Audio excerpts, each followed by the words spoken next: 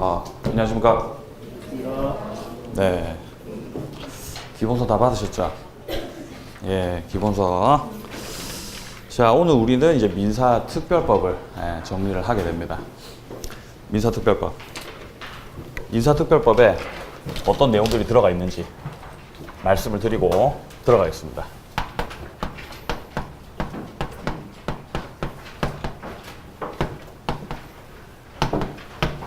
민사특별법은 민법 전반, 민법 총 4편으로 이루어져 있죠. 그 중에서 제일 마지막에 있어요. 민사특별법. 책을 어디를 보시면 되냐면은 253페이지, 513페이지, 죄송합니다. 미쳤나 봅니다. 자, 513페이지 펴보시면은 파트 4 해가지고 민사특별법 나와 있죠. 네, 여기 오늘 하는 겁니다. 자, 민사특별법은 첫 번째 나오게 되는 게 임대차 보호법이다.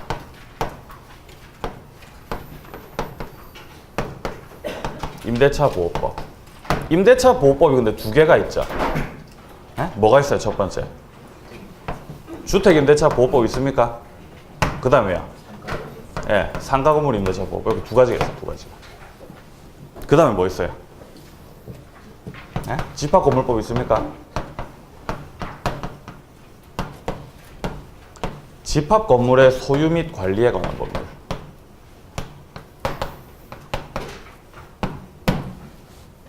그리고 가등기 담보 등에 관한 법률.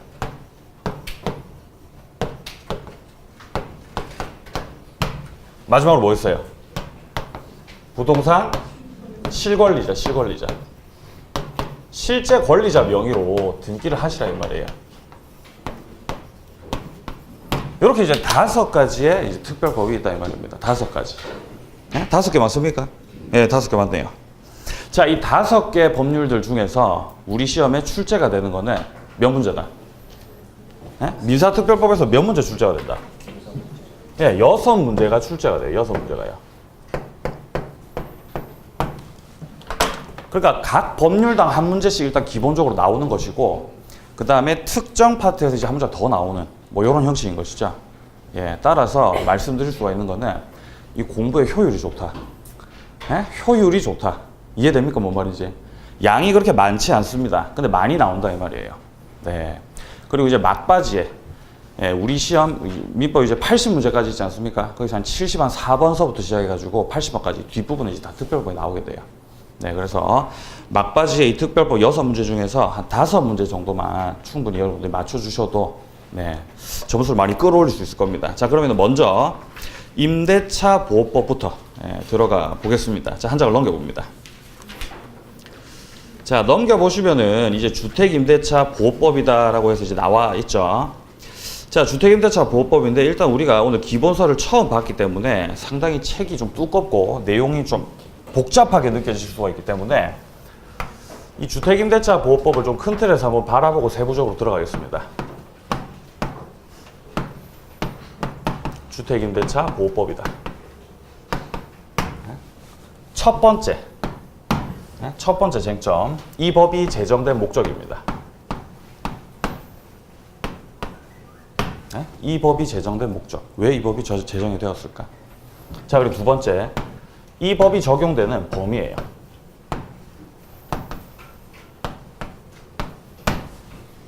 모든 거에 다 적용이 될 수가 당연히 없겠죠. 어디에 적용이 되겠어요? 주택임대차 보호법이니까요. 주택임대차에 적용이 되겠죠. 맞습니까? 네. 자, 그리고 세 번째로 나오게 되는 게 바로 이 대항력이라고 하는 겁니다. 대항력. 이 대항력이 이제 이 임대차 보호법의 핵심이죠. 대항력. 대항력이 뭐예요? 대항력. 에? 대항을 쉬운 말로 바꾸면 뭐예요? 대항.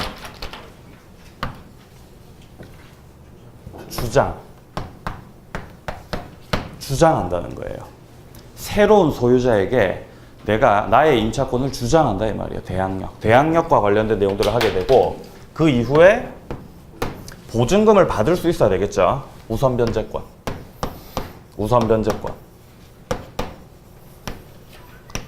자, 그리고 우선 변제권 이외에 또 최우선 변제권이라고 하는 게 있습니다. 최우선 변제권. 최우선 변제권은 순위를 무시하고 변제를 받을 수가 있는 그러한 권리입니다. 우선 변제권, 최우선 변제권.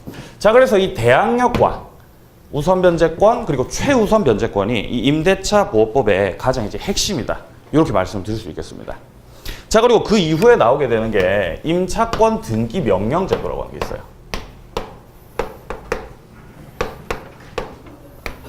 임차권 등기 명령. 그리고 마지막으로 나오게 되는 게 존속기간인데 최단 존속기간. 예, 이렇게 이제 7가지의 쟁점에 대해서 우리가 하나하나씩 살펴보도록 하겠습니다. 이 전반적인 내용들은 전부 다 누구를 보호하기 위한 거겠어요? 당연히. 그렇죠. 임차인을 보호하기 위한 거예요. 임대인 보호할 필요 있습니까? 예? 임대인 보호할 필요 없어요. 우리는 임차인 보호를 합니다. 자, 그럼 책을 한번 보죠. 자, 먼저 514페이지 보시면은 재정 목적 나와 있죠. 네모 1번에. 맞습니까? 예, 이게 첫 번째 쟁점이고요. 오른쪽에 보시면은 적용 범위 나와 있습니까? 예, 이게 이제 두 번째 쟁점인 거예요. 한번 넘겨보세요. 자, 넘겨보시면 519페이지에 대항력. 보이시죠? 네, 대항력. 자, 계속 넘겨봅니다. 다음 네모가 나올 때까지 넘깁니다. 자, 그럼 524페이지 보시면은 보증금의 회수라고 돼 있어요. 이게 바로 우선 변제권 말하는 거예요. 보증금을 받으셔야 되는 거. 우선 변제권. 우선 변제권. 더 넘겨봅니다. 계속 넘기다 보면은 530페이지 예, 보시면은 네모 5번에 보증금 중 일정액을 보호하겠다. 이게 바로 최우선 변제권 말하는 거예요. 최우선 변제권. 그리고 한 장을 더 넘겨보시면은 임차권 등기 명령. 마지막으로 뭐가 나온다? 537페이지 보시면은 존속기간 나옵니까? 네, 최단 존속기간에 대한 규정들. 네, 까지 이제 정리를 하겠습니다. 자, 그럼 먼저 이 법이 제정된 목적부터 살펴보도록 하겠습니다. 자, 이 법이 제정된 목적이다. 이 법이 제정된 목적은 뭐 간단합니다. 왜 제정이 됐겠어요? 이 법이.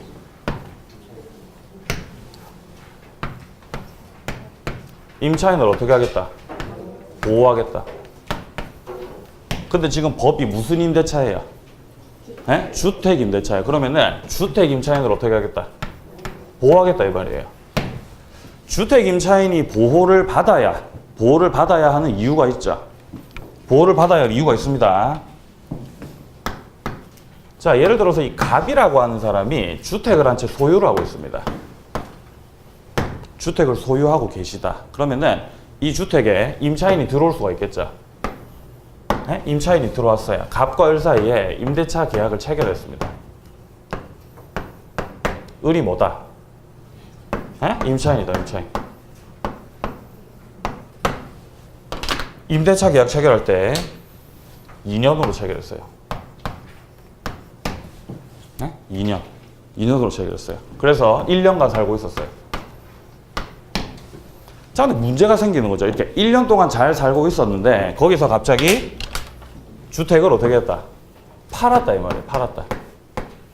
갑이 주택을 팔았어요. 다른 사람한테. 등기가 넘어갔습니다. 그러면 이 병을 가리켜서 우리 민법에서는 신소유자라고 해요. 신소유자. 자, 그러면 이 신소유자 병이 어떻게 하는 거예요? 어떻게 하는 거예요? 나가라는 거예요. 나가라. 나가라. 내가 지금 주택 샀는데 당신하고 임대차 계약 체결한 바 있다 없다? 체결한 바 없다라는 거예요. 나가라는 거예요. 그러면은 만약에 이 임대차 보호법에 만약에 없다. 그냥 없다고 생각해요. 이 법이 만약에 없다라고 한다면은 나가라. 그럼 나가야 됩니까? 나가야 돼요? 왜 나가야 돼요? 왜 나가야 돼요? 대항력이 없습니까? 자, 이 임차권이죠. 을이 들고 있는 거. 을이 가지고 있는 거는 임차권이다 이 말이에요. 임차권. 임차권은 무슨 권이다? 채권입니다. 채권. 자, 그리고 이 채권 같은 경우는 제가 물권법을 시작할 때부터 말씀을 드렸지만 상대권이라 그랬어요. 그래가지고 계약의 당사자에게만 주장을 할 수가 있습니다. 계약 당사자는 을의 입장에서 봤을 때 갑이에요. 갑. 갑이 계약의 당사자입니다. 맞습니까? 자, 그래서 자신의 임차권을 갑한테는 주장할 수 있을지라도 병한테는 주장을 할 수가 없는 거예요. 주장할 수가 없다라는 말을 법률 용어로 바꾸면은 대항력이 있다 없다? 대항력이 없다라는 거예요. 따라서 나가셔야 된다. 자, 그리고 지금 보증금을 예를 들어서 갑한테 줬어요, 을이. 주택 들어갈 때 예를 들어서 보증금을 그냥 낮게 잡겠습니다. 한 5천만 원 정도의 보증금을 갑한테도 줬습니다. 자, 그런데 이 보증금에 대해서도 을이 받을 수가 있다 없다? 네? 받을 수 있어요? 자, 예를 들어서 병이 나가라 그럽니다. 임차인이 나갈 테니까 보증금이라도 주시면 제가 나가겠습니다. 병은 보증금을 줄 의무가 있습니까? 왜 그럴까요? 역시 채권이기 때문에 그런 거예요. 병은 임대인이 아니다 이 말입니다. 네, 그래서 나가셔야 되는 거예요. 그렇기 때문에 이러한 사회적 약자, 네? 이런 사회적 약자, 이런 임차인들을 어떻게 하겠다고요? 네, 보호하겠다고 보호. 이런 임차인들을 보호하기 위해서 이 법이 제정이 되었다 이 말이에요. 제정이 되었다. 취지가 느껴지십니까? 취지가 느껴지십니까? 자, 그래서 이 법에 나와 있는 내용들은 강행 규정들이 많습니다. 강행 규정들이. 강행 규정이다라고 하는 게 뭡니까? 강행 규정. 네? 자, 강행 규정이라는 말을 듣자마자 여러분 떠올려야 되는 게 있어요. 떠올려야 되는 게.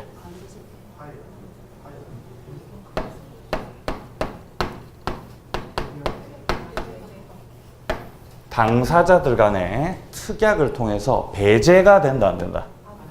안 된다. 그러니까 한마디로 얘기해서 법에서 정해진 대로 그대로 하셔야 되는 거예요. 그대로. 네? 맞습니까? 강행 규정이다. 자, 그런데 강행 규정인데 편면적 강행 규정이라고 해요. 편면적 강행 규정이다. 편면적 강행 규정이다라는 말은 둘 중에서 한 명한테만 유리하게 해석하겠다 이 말이에요. 그러면 임대인과 임차인이 있으면은 누구에게 유리하게 해석하겠다? 예, 임차인에게 유리하게 해석하겠다 이 말이에요. 애매한 게 있으면. 이해되세요? 그래서 전반적으로 다 편면적 강행 규정이에요. 주택임대차 보호법. 자, 그럼 책을 한번 확인을 해 보겠습니다. 자, 보시면은 재정 목적이라고 되어 있는데, 자, 1번 박스 밑에 1번에 보시면은 임차인 보호의 필요성이라고 되어 있고, 둘째 줄 보세요. 중간 정도에 보시면은 국민 주거 생활의 안정을 보장하기 위해서, 바꿔 말하면 주택 임차인을 보호하기 위해서 이 법이 제정되었다라는 것을 알 수 있습니다. 자, 그리고 그 밑에 이제 보호 내용, 주요 보호 내용이 나오게 되는데, 첫 번째가 일단 대항력입니다. 그리고 우선 변제권, 최우선 변제권. 이 세 가지가 가장 핵심이죠. 임차인을 보호하기 위한 핵심. 대항력, 우선 변제권, 최우선 변제권. 내려가 보시면은 최단 존속 기간 보이실 겁니다. 그리고 그 줄 따라가 보시면요. 임차권 등기 명령제도. 네, 이런 것들을 통해서 임차인들을 보호하겠다 이 말이에요. 자, 오른쪽 가봅니다. 3번에 보시면은 주임법 성격이라고 해서 10조 봅니다. 임차인에게 불리한 것은 효력이 없다. 예, 이 말을 법률 용어로 바꾸면은 그 밑에 오른쪽 끝에 봅니다. 편면적 뭐다? 강행 규정이다 이 말이에요. 임차인에게 유리하게 해석하겠다 이 말입니다.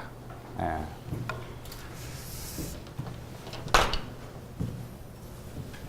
자, 그리고 나서 이제 책을 밑으로 조금 내려와 보시면은 뭐가 나와 있습니까? 예? 적용 범위 나와 있습니까? 예, 두 번째, 이 법이 적용되는 범위입니다. 이 특별법은 임차인을 특별히 보호하기 위한 법이기 때문에 아무 때나 싹 다 당연히 적용을 할 수가 없겠죠. 적용 범위를 어느 정도 정해놔야 되는 거예요. 일단 기본적으로 이 법이 적용되는 범위는 당연히 주택 뭐겠어요?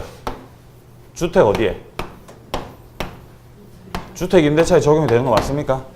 예, 주택 임대차에 적용이 되는 거예요. 자, 그런데 주택 전부든 일부든 괜찮습니다. 전부라 하더라도 일부라 하더라도 괜찮다 이 말이에요. 방 한 칸만 예를 들어서 임대차 들어가신다 라고 하더라도 이 법에 의해서 보호를 받는다 못 받는다? 받는다 이 말이에요. 우리가 민법상 임대차라고 하는 거, 우리가 계약 강론 파트 마지막에 나오는 거 있죠. 매매 교환 임대차 중에서 그 임대차, 거기서도 임대차는 일부에 적용이 됐습니다. 하물며 거기서도 적용이 되는데 특별법에서 적용이 안 될 리가 없겠죠. 전부 일부 다 되는 거예요. 자, 보죠. 자, 네모 이번에 보시면은 적용 범위라고 해가지고 양괄호 1번 보세요. 주거용 건물에 전부 또는 일부 임대차에 적용이 되는 것이고요. 자, 그리고 내려가 봅니다. 양괄호 2번에 둘째 줄 한번 보시면은 뭐라고 되어 있습니까?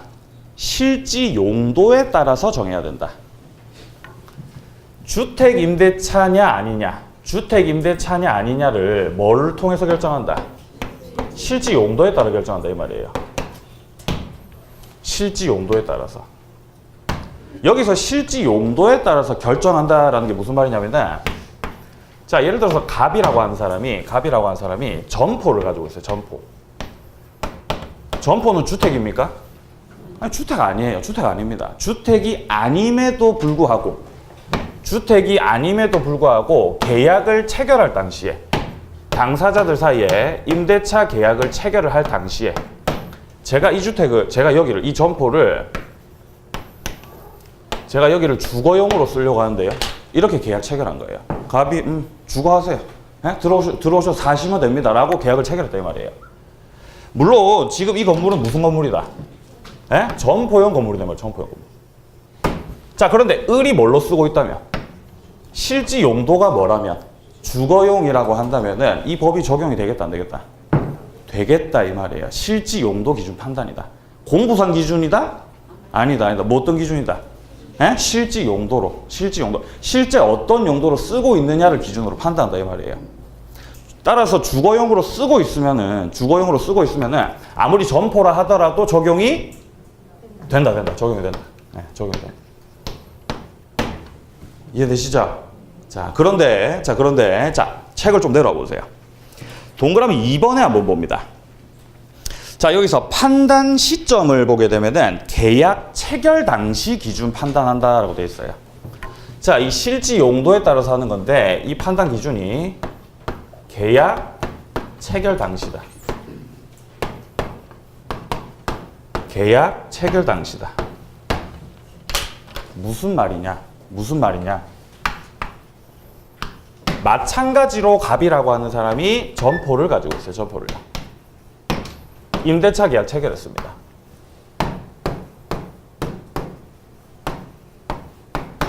임대차 계약 체결했어요. 그래서 임대차 계약 체결할 당시에 이거 왜 임대차 하려고 하십니까? 라고 갑이 물어보니까 을이 여기를 제가 물건을 좀 보관을 하려고 해요. 창고 용도로 좀 쓰고 싶습니다. 라고 한 거예요. 갑이 알겠다고 했어요. 계약 체결했습니다. 계약 체결하고 을이 그 이후에 여기를 갖다가 만약에 주거용으로 쓴다고 칩시다. 주거용으로. 임차인 을 마음대로 여기를 갖다가 주거용으로 다 싹 개조를 하셔가지고 주거를 하신다 이 말이에요. 이해됩니까? 이런 경우에 내가 지금 여기를 주거용으로 쓰고 있기 때문에 나는 임대차 보호법의 적용을 받고 싶습니다. 라고 하게 되면은 적용이 된다 안 된다? 안 된다는 거예요. 이해되십니까? 여기랑 다른 거 느껴지세요? 어떤 때를 기준으로?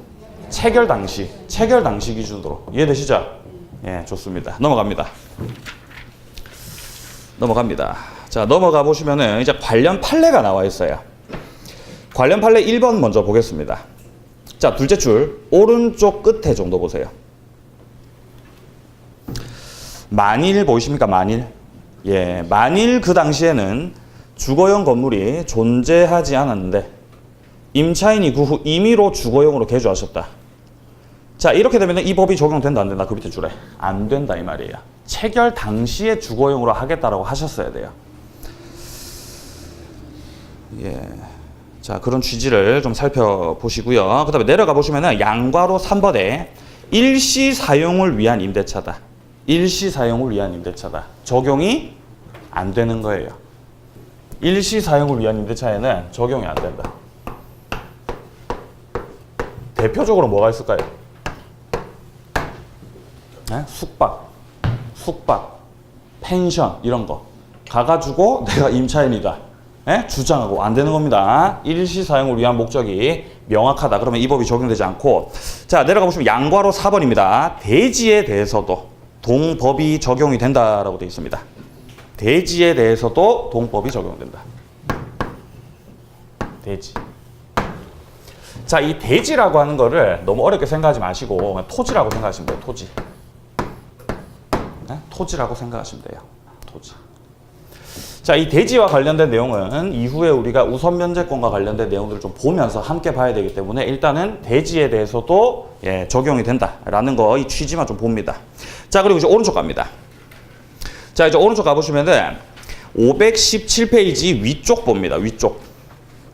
미등기 전세에 준용한다라고 되어 있어요. 미등기 전세.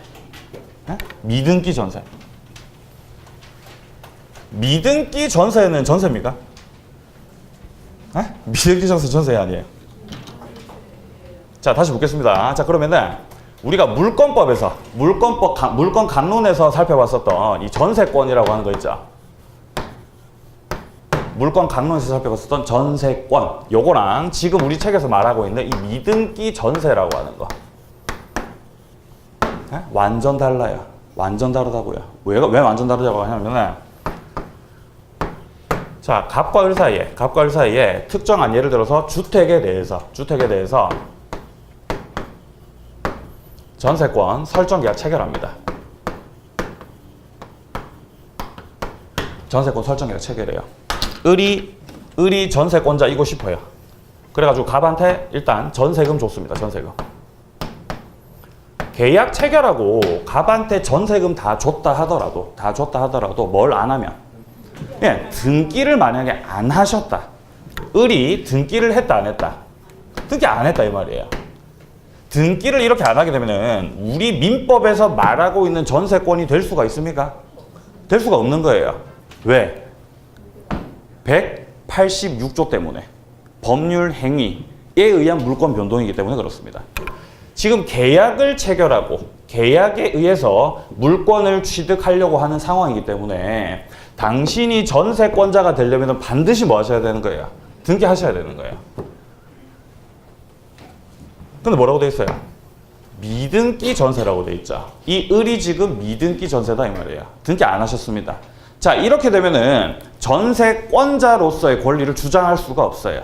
그렇기 때문에 이 법에 의해서 이 주택임대차 보호법에 의해서 보호를 하겠다 이 말이에요. 아시겠죠? 예, 좋습니다. 자, 내려가 봅니다. 자, 2번에 양과로 2번이 아니라 자, 2번에 보시면은 인적 적용 범위다라고 돼 있죠. 인적 적용 범위. 자, 양가로 1번 봅니다. 첫째 줄 오른쪽에 보시면은 법인이 만약에 임차를 하셨다. 그러면은 그 밑에 줄에 적용이 없다라고 되어 있어요. 적용이 없다. 자, 지금 이제 법인이 나오고 있기 때문에 대항력과 관련된 부분들을 좀 설명을 드리고 들어가도록 하겠습니다.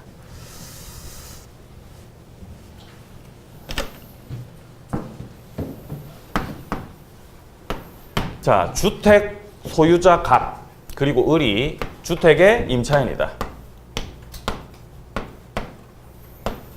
이 법이 제정된 목적은 이 임차인에게 뭘 인정해주기 위해서? 대항력을 인정해주기 위해서 제정이 된 거예요.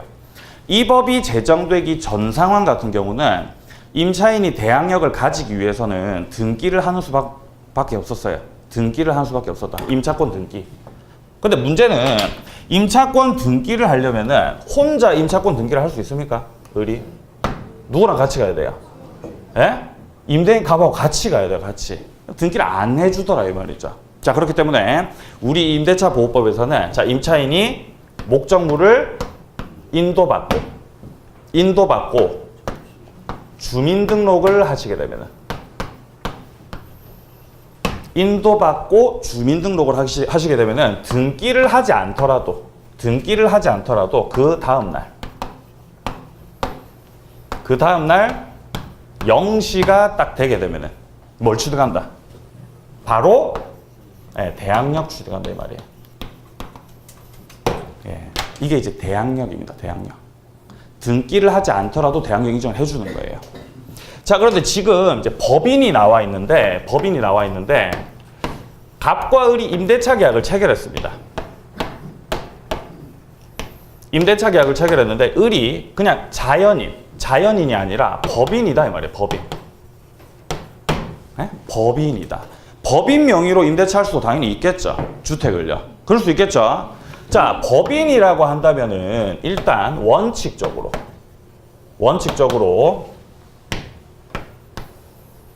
이 법의 적용을 못 받습니다.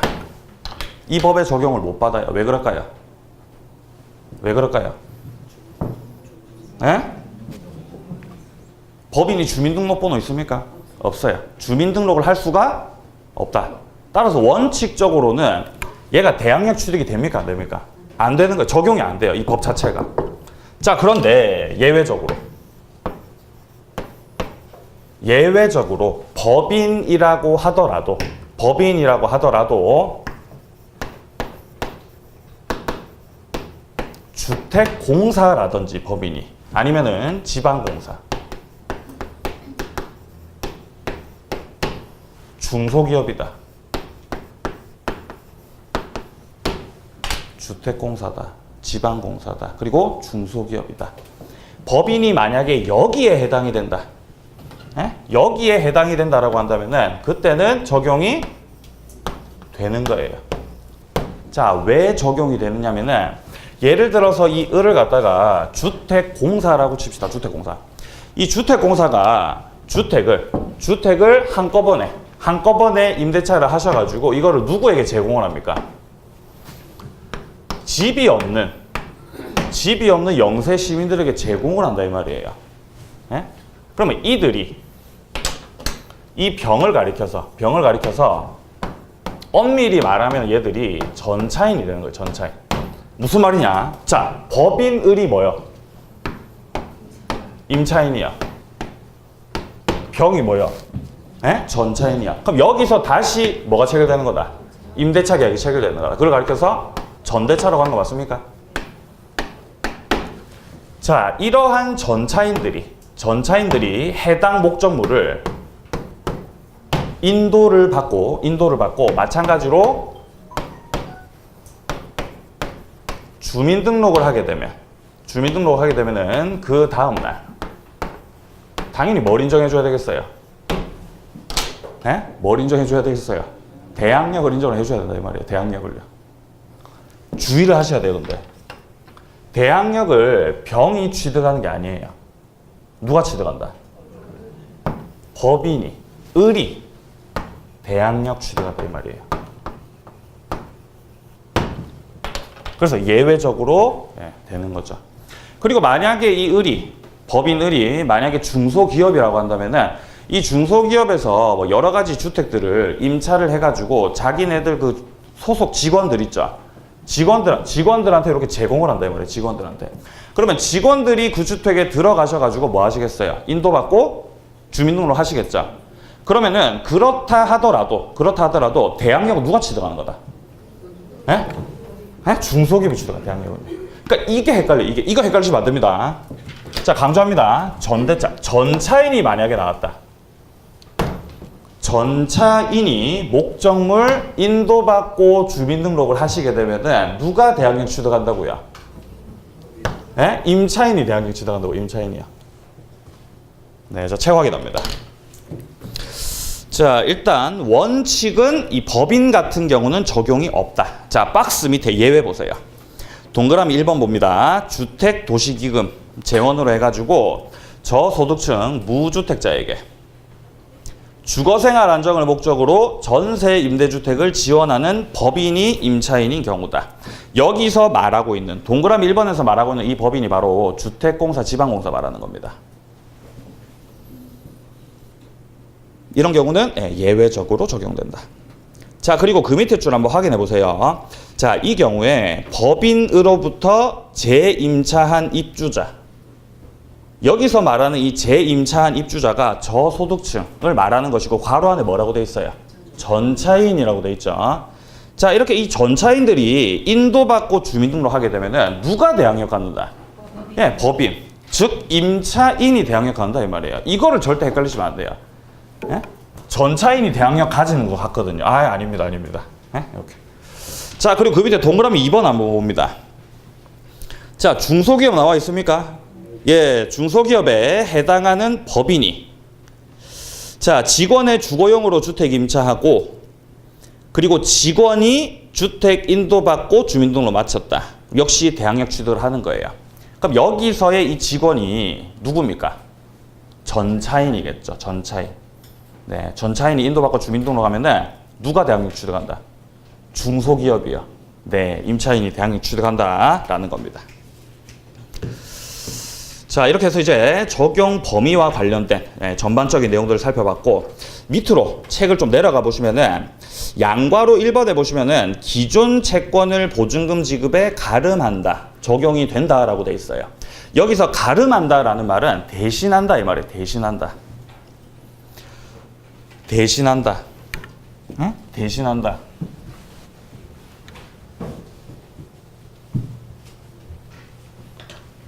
임차인이 받을 돈이 있었다 이 말이에요. 갑이 을한테 돈을 꿔줬어요. 돈을 꿔줬다. 얼마를 꿔줬다. 예를 들어서 을이 5천만 원의 채권을 가지고 있다. 5천만 원의 채권을 가지고 있다. 누가 돈 빌려줬다? 을이 누구한테요?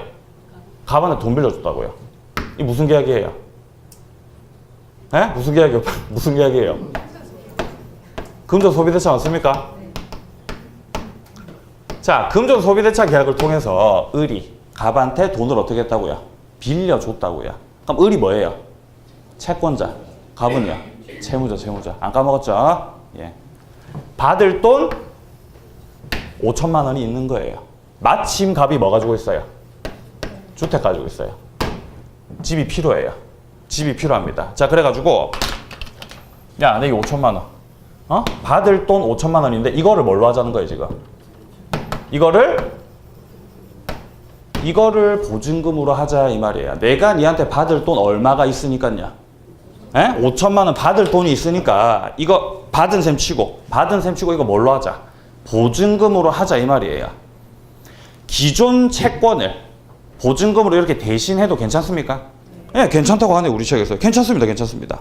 자, 그래서 그 밑에 판례 한번 보세요. 자, 임대차 계약 당사자가 기존 채권을, 기존에 있었던 받을 이 돈, 채권을 보증금으로 전환해가지고 계약 체결했다. 라는 사정만으로 그 밑에 줄에 대항력 갖지 못한다고 볼 수 없다. 그럼 대항력을 가진다는 거예요? 못 가진다는 거예요? 가진다는 거예요. 예. 자, 이렇게 정리를 합니다. 넘깁니다. 자, 넘어가 보시면 이제 네모 3번에 대항력과 관련된 내용들이 나와 있죠. 자, 먼저 대항력의 의미를 보도록 하겠습니다. 주택 임차인이 신소유자. 여기서 말하는 신소유자는 새로운 집주인이다라고 생각을 하시면 되겠습니다. 신소유자에 대해서 임차권 주장할 수 있는 힘. 그게 바로 대항력입니다. 자, 그리고 이 3조 보세요. 3조. 이 3조에서 굉장히 중요한 내용을 지금 말을 하고 있어요. 여러분들 기억하실지 모르겠습니다. 기억하실지 모르겠어요. 엄청 강조했어요, 제가. 엄청나게 강조를 했다. 긴장되시죠? 자, 갑이 임대인이고 을이 예를 들어서 주택 임차인이다. 자, 임차인 을이 대항력을 가지고 있어요. 대항력 갖고 있습니다. 대항력 갖고 있다라는 거는 뭐 등기가 됐을 수도 있겠지만 지금은 특별법하고 있으니까 인도받고 뭐 했다? 주민등록했다. 자, 이런 상태에서 소유권이 넘어갔다. 병이 뭐다? 신소유자다. 묻겠습니다. 임차인이 대항력을 가지고 있다라는 말은 이거 무슨 의미다?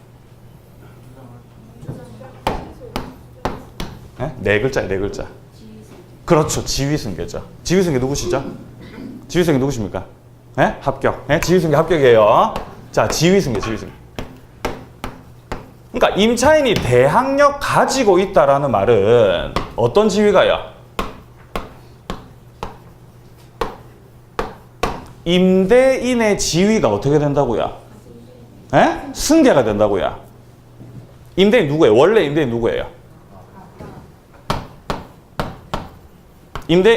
갑이 임대인 맞습니까? 자, 그런데 임차인이 대항력을 딱 취득하게 되는 순간이 어떻게 되는 거예요? 이 지위가 네, 승계가 되고 승계. 자, 그러면 이 병은 뭐가 되는 거예요? 병이 뭐가 되는 거예요? 그래서 얘가 임대인 되는 거예요. 예? 얘가 임대인 되는 거라고요. 병이 원하던 원하지 않든 을이 뭘 가졌으니까요? 대항력 가졌으니까요. 대항력 가지게 되면은 임대인 지위가 자동으로 승계가 돼요. 임대인 지위가 승계되면서 뭐도 승계되겠어요? 보증금 반환 채무. 보증금 반환 채무까지 싹 다 승계되는 거예요. 그래서 지금 이 병과 이 을이 임대차 계약 체결한 바 있다 없다? 체결한 바 없다 하더라도 임대차 계약 관계가 돼버리는 거예요. 자동으로 임대인 돼버리는 거니까. 이해됩니까? 뭔 말인지? 예. 그러면 원래는 갑이 지고 있었던 보증금 반환 채무 있죠? 계약 끝나고 보증금 돌려줘야 되지 않습니까? 그 채무가 어떻게 된다? 예, 이렇게 되는 거죠. 그러면 나중에 을이 대항력 갖춘 을이 임차인 을이 보증금 돌려달라고 할 수가 있게 되는 겁니까? 예, 그런 것이죠. 이게 바로 대항력이란 말이에요. 자, 봅니다. 조문 안에 보세요. 제3조에서 대항력이라고 되어 있는데 둘째 줄 보세요. 임대인 지위를 승계한 것으로 본다. 이거 절대 까먹으시면 안 돼요.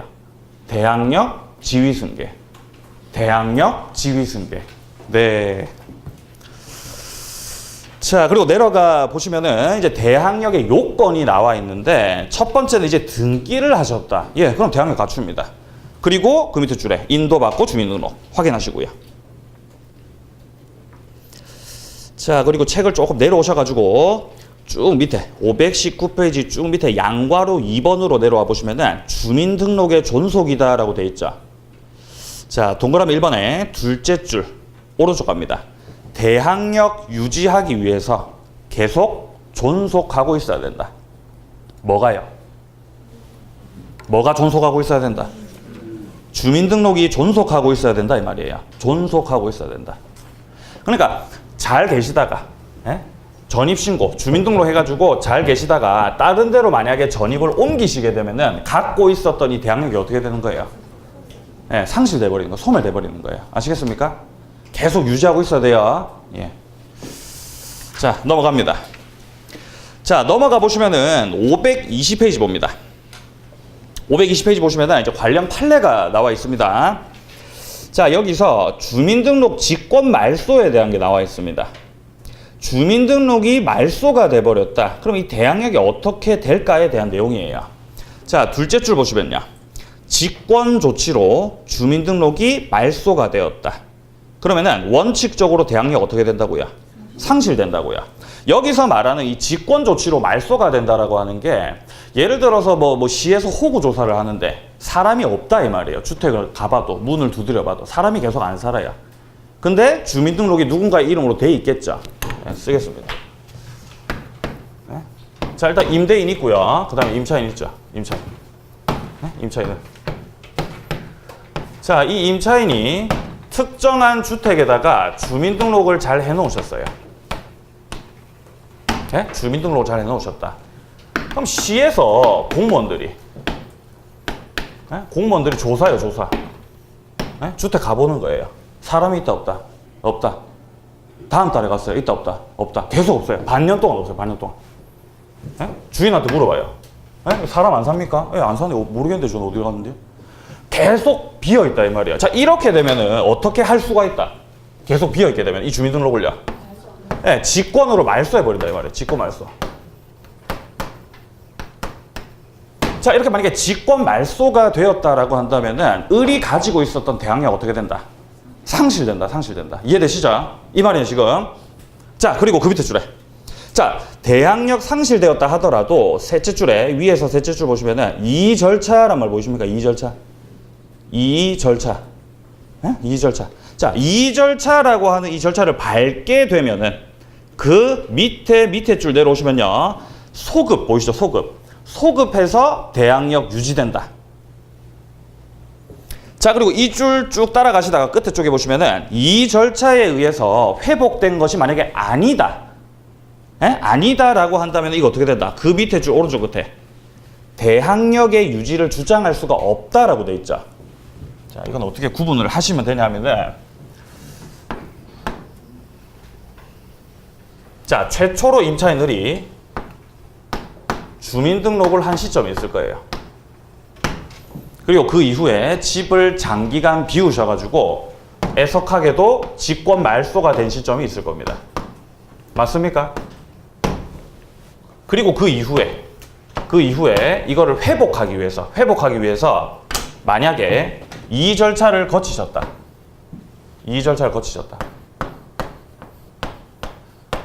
이의 절차를 만약에 거치시게 되면 이거 어떻게 한다고 되어 있습니까, 지금? 말소했던 당시를 어떻게 한다고요? 네, 소급해가지고 어떻게 한다고요?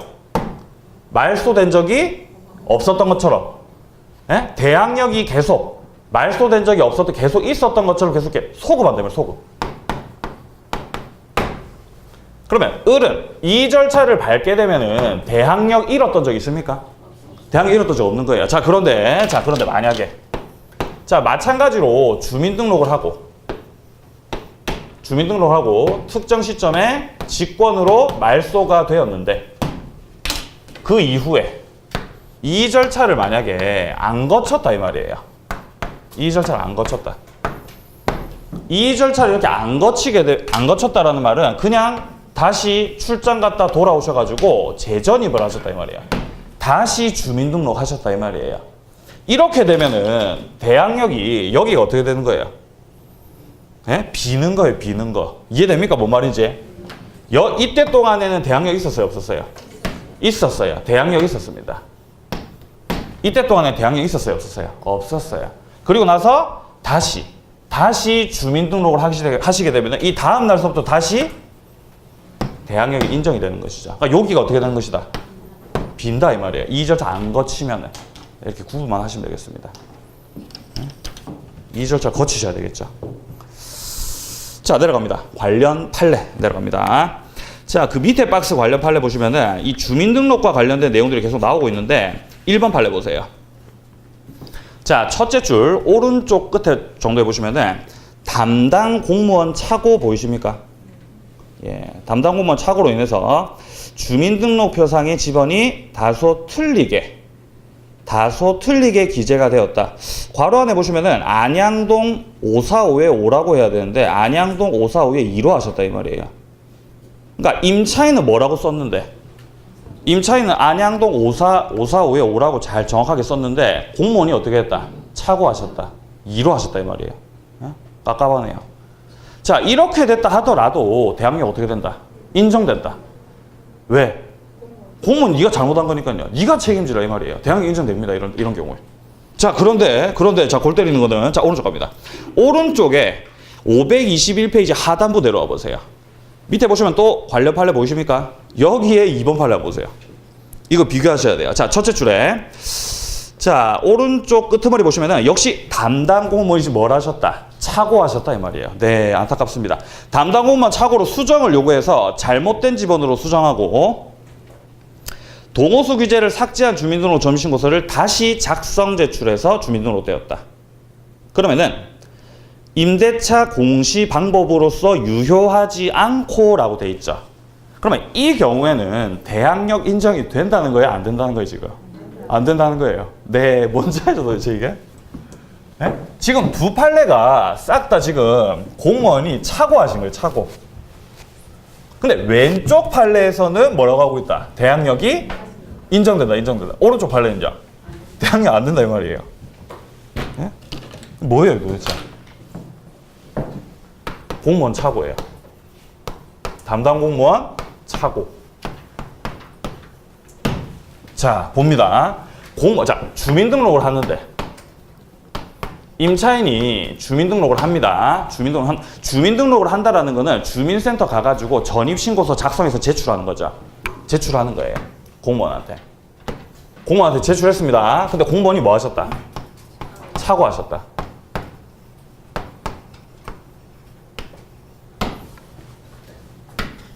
대항력 유지된다 안 된다? 대항력 인정된다 안 된다? 일단 인정이 되는 거예요.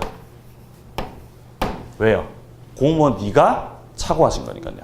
자, 그런데 이게 이제 왼쪽 판례예요. 자, 그런데 오른쪽 판례에서 말을 하고 있는 거는 역시 임차인이 주민등록을 하러 갔습니다. 전입신고서 작성해가지고 제출했어요. 똑바로 써서 제출했습니다. 자, 그런데 여기에 대해서 일단 공무원이 착오를 하시고요. 답답하죠? 자, 공무원 착오를 해가지고 여기에 대해서 임차인에게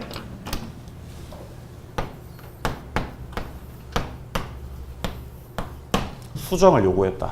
다시 쓰세요. 수정을 요구했고 여기에 대해서 임차인이 어떻게 됐다? 예, 받아들여가지고 그래요, 수정하겠습니다. 그래서 임차인이 어떻게 했다? 수정을 하셨다. 자, 그러니까 애초에 썼을 때는 제대로 썼다 이 말이에요. 수정한 건요, 잘못된 거다 이 말이에요. 이렇게 되면 어떻게 된다? 예, 이렇게 되면은 대항력 인정을 해줄 수가 없다 이 말이에요.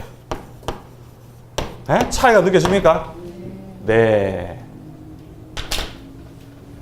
그러니까 공무원 말을 믿으시면 안 되는 거예요. 저도 공무원 말 안 믿어요. 안 믿습니다. 죄송하지만. 그러니까 이렇게 일 처리를 할 때 대단히 이제 깔끔하게 일 처리 해주시는 분들도 계시지만 잘 모르시는 분들이 많이 계세요. 좀 낯선 제도라고 한다면은.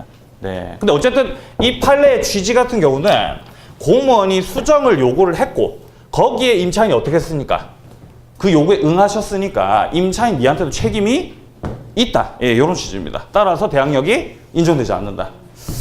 자, 이 두 가지 판례 좀 비교를 해 두시고요. 자, 그 다음에 왼쪽에 520페이지 하단부에 보시면은 관련 판례 한 개 더 나와 있습니다. 자, 첫째 줄 오른쪽 보시면요. 가족의 주민등록을 그대로 둔 채 임차인만 주민등록을 일시 다른 곳으로 옮겼다. 그렇다 하더라도 그 밑에 줄에 대항력 상실하지 않는다. 가족의 주민등록을 둔 채 임차인만 일시적으로 옮겼다 하더라도 대항력 상실된다 안 된다? 안 된다 이 말이에요. 을이 임차인입니다. 임차인 을이 아버지. 대항력을 위해서 당연히 인도받고 뭐 하셨다? 주민등록 하셨다 이 말이에요. 근데 주민등록을 임차인만 하는 게 아니라 임차인의 아내, 그리고 아들, 딸, 이 가족들이 다 주민등록 다 같이 하겠죠. 그렇지 않겠습니까? 자, 그래서 이 가족들의 주민등록은 그대로 둔 채 일시적으로 이 임차인만 잠깐 어떻게 했다? 나갔다가 어떻게 했다? 다시 돌아오셨다 이 말이에요. 이렇다 하더라도 대항력이 그대로 유지된다 이 말이에요. 유지된다. 예. 상실되지 않습니다. 가족들 갖다 놔도. 자, 내려가 봅니다. 동그라미 3번에 기억 보시면요. 다가구라고 한다면은 주민등록 하실 때 집업만 기재하셔도 충분하다. 집업만 기재를 하셔도 충분하다. 자, 그런데 오른쪽에 니은에 한번 보세요. 오른쪽에 니은에 한번 보시면은 다세대 주택 나와 있습니까? 다세대 주택 같은 경우는 동호수까지 깔끔하게 잘 표시를 하셔야 돼요.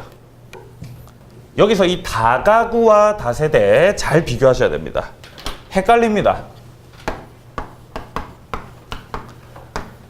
다가구에 대해서 주민등록을 하실 때는 집업만 정확하게 기재를 하셔도 어떻다? 충분하다 이 말이에요. 충분. 자, 그런데 만약에 주택이 다세대라면요. 다세대라고 한다면은 집원도 정확하게 기재를 하셔야 되겠지만 뭐까지? 동이 있다면 동까지, 호수가 있다면 호수까지 정확하게 기재가 필요하다. 다가구라고 하는 거는 이렇게 그냥 주택 있죠, 주택. 그냥 2층짜리 주택 이런 거 생각하시면 돼요. 1층, 2층. 네? 우리 칠암동 가면 좀 남아있지 않습니까? 이 주택들이. 2층짜리 주택들. 다가구예요, 다가구. 예를 들어서 주인 아저씨가 2층에 사시고 1층을 예를 들어서 임차를 한다. 그럼 이 임차인들이 전입신고를 하실 때 여기에 대해서 집업만 정확하게 기재하셔도 충분하다 이 말이에요. 자, 그런데 이 다세대 같은 경우는 가장 대표적인 게 빌라 같은 거 이런 식으로 빌라예요, 빌라. 네? 원룸 같은 거예요. 그럼 이 호수가 있습니까, 호수가? 네, 호수가 있어요. 101호, 102호, 200 호수 있습니까? 그러니까 이런 경우에는 어떻게 해야 된다? 호수까지 정확하게 기재하셔야 된다 이 말이에요. 예? 다세대 다가구 구분합니다. 자, 그리고 내려가 보시면요. 하단부의 양괄호 4번에 이 전입신고서를 공무원한테 제출하셨을 때는 그 공무원이 전입신고서 수리한 때 효력이 발생합니다. 수리한 때. 이 수리자 잘 봐두세요. 도달 X입니다. 도달 X다. 도달된 때가 아니라 수리한 때. 그럼 여기서 공무원이 수리했다라는 말은 무슨 말이냐? 전입신고서 받아가지고 그 받은 거를 어떻게 한다? 전산에다가 기입하는 그걸 갖다 수리라고 하는 거예요. 네. 넘어갑니다. 자, 넘어가셔서 이제 5번에 보시면은 대항력 발생 시기. 언제부터요? 다음날 0시부터. 다음날 0시부터. 한 번 더 확인합니다. 밑에 6번에 대항력 의미. 뭐다? 지위승계. 지위승계. 누가? 신소유자가 지위승계. 병이죠, 병. 네, 병 맞습니까? 네, 병 맞아요. 자, 이 정도 정리를 하시고 이제 한 장을 넘겨보시면은 네모 4번에 보증금의 회수와 관련된 내용이 나와 있죠. 이게 뭐다? 우선 변제권이다. 요 관련된 내용은 잠깐 쉬었다가 진행을 계속 하도록 하겠습니다.